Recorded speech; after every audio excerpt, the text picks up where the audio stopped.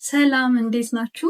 ከሪል ስቴት አፓርትመንት ለመግዛት ስታስቡ ግንባታ ላይ ያለ ቤት ነው ወይስ ያለቀ ቤት ነው የምትመርጡት? የአብዛኞቻችሁ ምርጫ ያለቀ ቤት እንደሚሆን ተስፋ አደርጋለሁ። የኔ ምርጫ ግን ግንባታ ላይ ያለ ቤት ነው። ምክንያቱም ከታች ዘረዝርላችኋለሁ። አንደኛ ቆንጆ ቤት የመምረጥ እድል ይኖረኛል።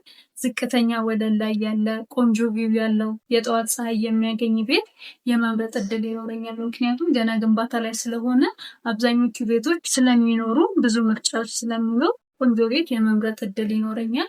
ሁለተኛ ነገር ደግሞ ለኢንቨስትመንት ተመራጭ የሚሆነው ግንባታ ላይ ያለ ቤት ስለሆነ፣ ምክንያቱም ለምሳሌ 10 ሚሊዮን ብር የሚያወጣ ቤት ዛሬ ላይ መግዛት ብፈልግ 10 ሚሊዮን እዛ ላይ ኢንቨስት ከማደርግ ወይ በ10% ቅድመ ክፍያ ወይም 1 ሚሊዮን ብር ከፍዬ ቤቱን ገዝቼ የቀረውን 9 ሚሊዮን ብር ቢዝነስ ላይ ኢንቨስት አድርጌው የሰራሁበት በ2 ዓመት ወይም በ1 ዓመት ጊዜ ውስጥ የቀረውን ብከፍል ተመራጭ ይሆናል ማለት ነው። የቀረውን ገንዘብ ትሰሩበታላችሁ ማለት ነው። ሶስተኛው ሪዝን ደግሞ የፍሎር ፕላኑ ባይመቻችሁ፣ የቤቱ አቀማመጥ ባይመቻችሁ ከሪል ስቴቱ ጋር በመነጋገር ያንን መቀየር ትችላላችሁ።